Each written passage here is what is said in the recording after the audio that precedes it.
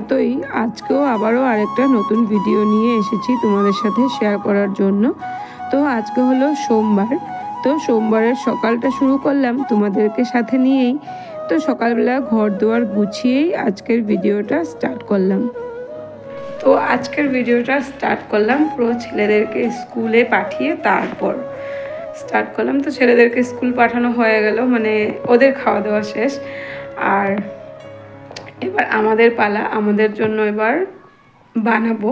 তো একবার আটা মাখি আর রুটি বানানো হয় তিনবারে গিয়ে কমপ্লিট হয়। একবার বড় ছেলের জন্য, একবার ছোটো ছেলের জন্য, তারপর একবার আমাদের দুজনের জন্য। এই করে কিন্তু সকালের ব্রেকফাস্ট আমার হয়, মানে একসাথেই যে সবার জন্য হয়ে যাবে তেমনটা হয় না। একজন যায় 8:30টায়, একজন যাবে 9টায়, আর আরেকজন আমরা খাবো 10টায়।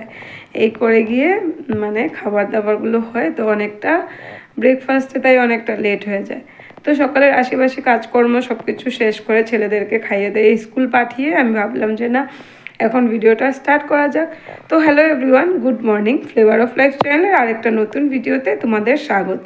তো কেমন আছো তোমরা সবাই? আশা করছি সবাই ভালো আছো, আর আমিও ভালো আছি। বড়োদেরকে প্রণাম আর ছোটোদেরকে অনেক ভালোবাসা জানিয়ে আজকের ভিডিওটা স্টার্ট করলাম।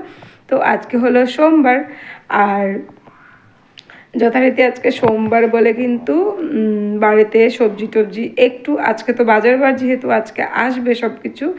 আমাদের সপ্তাহে একদিনই বাজার হয়, যেহেতু সপ্তাহে একদিন আমাদের এখানের বাজার বার, তাই সপ্তাহে একদিন কিন্তু খুব বেশি করে বাজার করা হয় পুরো সপ্তাহের জন্য। আর কখনো কখনো যদি মধ্যে দরকার পড়ে তবে মধ্যে আনা হয়, ডেলি বাজার থাকে। তো ওই যে সাপ্তাহিক হাট বসে সোমবার, তাই সোমবার দিন কিন্তু সব কিছু জিনিসেই ধরো সোমবার দিন আনা হয়। তো আজকে হলো সোমবার, তো আবার বাজার হাট হবে আজকে। তো এখন গিয়ে আমাদের জন্য বানাবো। সকালে আলু ভাজা রুটি করে ছেলেদেরকে দিয়েছি। এবার আলু ভাজা তো আমাদের চলবে না, আমার চলবে, আমার বরের তো চলবে না আলু ভাজা। তো এখন গিয়ে আমাদের জন্য কিছু বানাবো। রুটি তো আটা মাখাই আছে, রুটি করব আর কিছু একটা সবজি বানাবো বা ভাজা করব, যাই করি। তো চলো সঙ্গে থাকো আর দেখতে থাকো ভিডিওটা। আশা করি ভিডিওটা তোমাদের ভালো লাগবে। তো চলে এসেছি, এবার কিছু তরকারি বানাবো বললাম, তো লাউয়ের খোসাগুলো কেটে নিলাম।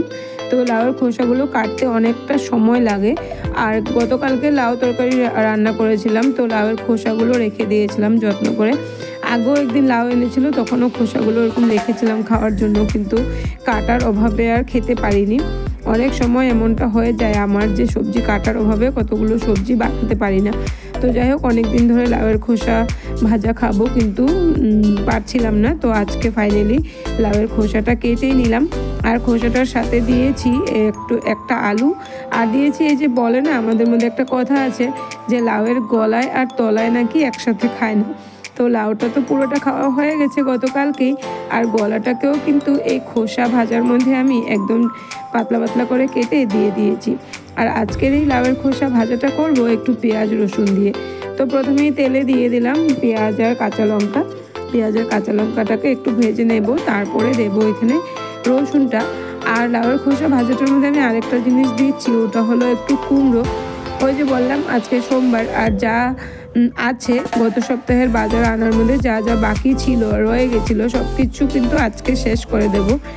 তো এই যে কুমড়ো এক টুকরো ছিল, এটাকে আমি এইভাবে কেটে আগে কুমড়োটাকে ভেজে নামিয়ে নিয়েছি, কেননা তোমরা সবাই জানো যে কুমড়োটা খুবই নরম জিনিস, আর যদি লাউয়ের খোসাটার সাথে একসাথে কুমড়োটা দিয়ে দিই তো পরে আর কুমড়োটার নামগন্ধ থাকবে না, একদমই কুমড়োটা মিশে যাবে। তার জন্য কুমড়োটাকে আমি ভেজে নামিয়ে নিয়েছি আগে, যে এটা আমি পরে যখন লাউয়ের খোসা ভাজাটা হয়ে যাবে তখন আমি উপর দিক থেকে কুমড়োটাকে মিক্স করে দেবো। তো দেখো আমার পেঁয়াজটা ভেজে তারপর রসুনটা দিয়ে দিলাম, রসুনটা একটু নাড়াচাড়া করে দিয়ে দিলাম লাউয়ের খোসাগুলো। আর হলো এখানের মধ্যে তো কোনো রকম কোনো মশলা যাবে না, এখানে শুধু হলুদ আর নুন দিয়ে এটা কিন্তু ভাজা করব। তো অনেকে বলে লাউয়ের খোসা ভাজা, আমরা তো লাউয়ের খোসা ভাজাই বললাম বা বটিও বলি। অনেক মানুষে কিন্তু আবার এটাকে ছেচকিও বলে, লাউয়ের খোসা ছেচকি।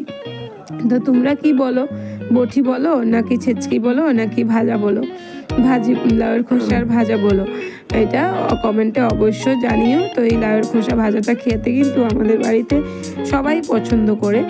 আর আমরা হলাম বাঙালি বস, আমরা সবজিও খাই সবজির সাথে সাথে কিন্তু সবজির খোসাগুলোকেও আমরা খেয়ে ফেলি। আমরা পাড়তে কিন্তু কোনো কিছুই ফেলি না, আমরা প্রায় জিনিস সবজিরই খোসা কিন্তু আমরা বাটা করে খাই। এই যে লাউয়ের খোসাটাকে ভাজা করে খাচ্ছি, লাউয়ের বোকাটাকেও কিন্তু কখনো বড়া করে খাই, লাউয়ের গুটিটাকেও কিন্তু বাটা করে খাই।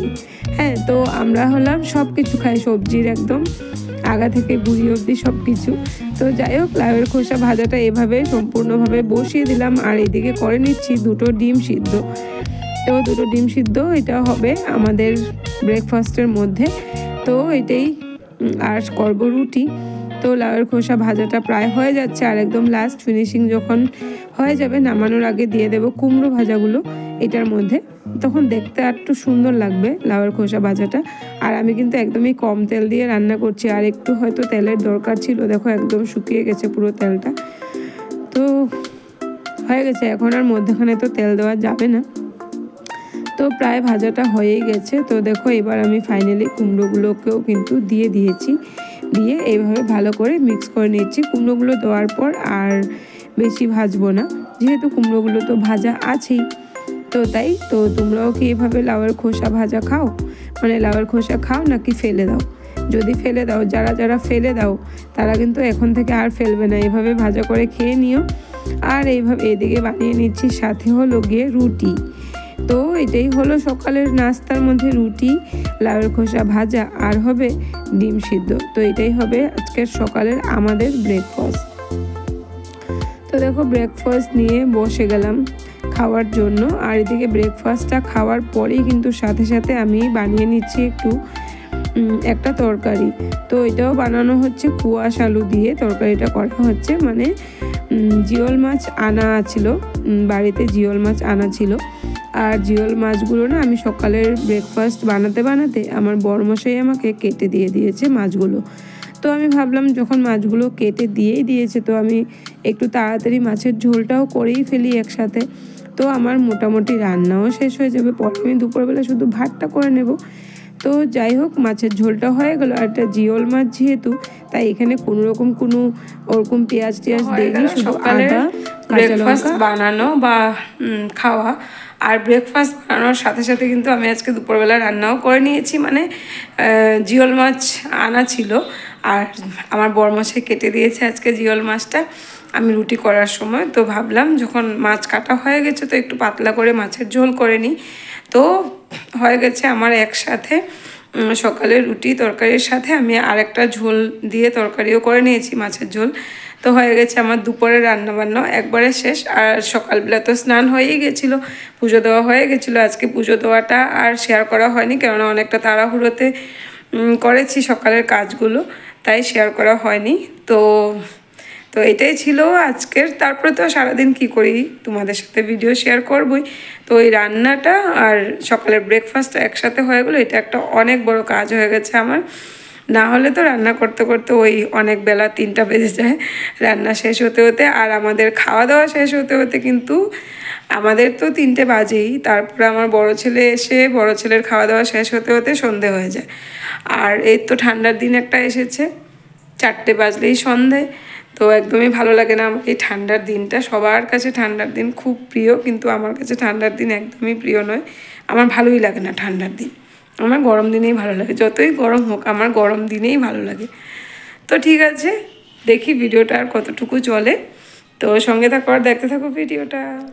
তো রান্না যেহেতু আগে হয়ে গেছিলো, তারপর কিন্তু আর খাওয়া দাওয়ার সময় কোনো ভিডিও করা হয়নি, একদমই ভুলে গেছি ভিডিও করার কথাটা। আর বিকালবেলা দেখো একটা পার্সেলে শাড়ি একটা অর্ডার করেছিলাম, তো শাড়িটা এসে পড়েছে। তো শাড়িটা একটু খুলে খুলে দেখছিলাম যে শাড়িটার কোনো ডিফেক্টিভ এসেছে কি না, বা যেমন দিয়েছি পুরোটা সেম এসেছে কি না। তো শাড়িটা সেমই এসেছে, কিন্তু শাড়িটার পাড়ের মধ্যে না একটু ছোট্ট একটা দাগ আছে, এই যে দেখো একটু দাগ আছে। বাকি না হলে শাড়িটা যেমন তেমনই এসেছে। তো ভেবেছিলাম কালারটা একটু ডিপ আসবে, কিন্তু যাই হোক লাইট এসেছে।